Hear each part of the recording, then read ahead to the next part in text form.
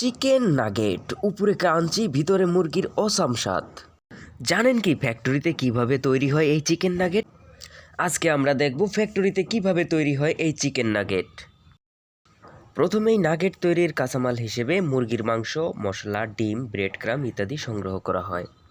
নাগেটের মূল উৎপাদনে যাওয়ার আগে প্রতি ব্যাচ নাগেটের জন্য নির্দিষ্ট পরিমাণ মশলা প্যাকেট করে নেওয়া হয়। একই সাথে বাটার তৈরির জন্য ডিম ভেঙে নেওয়া হয়, সাথে দেওয়া হয় সিক্রেট প্রিমিক্স।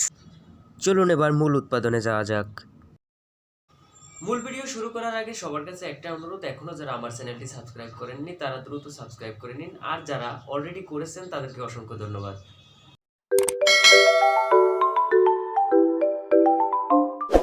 নাগেট তৈরির মূল উপাদান মুরগির মাংস থেকে হাড় ছাড়িয়ে আলাদা করে নেওয়া হয়। এরপর গ্রাইন্ডিং মেশিনের মাধ্যমে মাংসকে পিষে ফেলা হয়। প্রতি ব্যাচ নাগেটের জন্য একটি নির্দিষ্ট পরিমাণ মাংস আলাদাভাবে প্যাক করে নেওয়া হয়। এরপর একই সাথে ময়দা, চিনি, মরিচ, পেঁয়াজ ও সমস্ত প্রকার মশলাটি ছোট ছোট প্যাকেটে আলাদা আলাদা করে প্যাক করে নেওয়া হয়। এখন আমরা নাগেটের পেস্ট তৈরির জন্য তৈরি। আগে থেকে প্যাকেট করে রাখা মাংস, ময়দা, চিনি, মরিচ, পেঁয়াজ, আদা ও অন্যান্য মশলা দিয়ে এখন দেওয়া হবে চপিং মেশিনে। 8 থেকে 10 মিনিট চপিং করার পরে পেস্ট তৈরি হয়ে যায়। এখন এগুলোকে 4 থেকে 5 কেজির প্যাক করে ফ্রিজিংয়ের জন্য পাঠানো হবে। ফ্রিজিং করার মূল কারণ যাতে পরবর্তীতে নাগেটের সৌন্দর্য বর্ধনের জন্য যে কোনো শেপে নাগেট তৈরি করা যায়। পেস্টগুলো এখন ফর্মিংয়ের জন্য তৈরি। তাহলে আমরা এখন কোন শেপে নাগেট বানাবো, স্কোয়ার নাকি স্টার? নাগেটের আকৃতি প্রদানের জন্য ফ্রিজিং করা পেস্টগুলোকে এবার ফর্মিং মেশিনে দেওয়া হয়, আর এর ফলে কাঙ্ক্ষিত আকৃতির নাগেট তৈরি হয়ে আসে। And now time to buttering.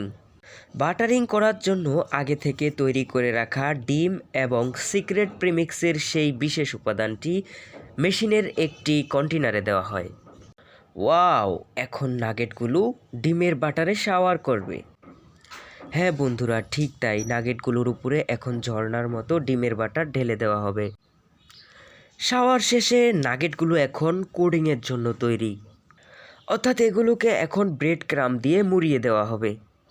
আগে থেকেই মেশিনের একটি কন্টেনারে ব্রেড ক্রাম ঢেলে দেওয়া হয়, আর উপর থেকে ব্রেড ক্রাম ঝরতে থাকে, আর এর ফলে আগে থেকে বাটারে ডুবানো নাগেটগুলো নিজে থেকেই ব্রেড ক্রামগুলোকে গায়ে মেখে নেয়।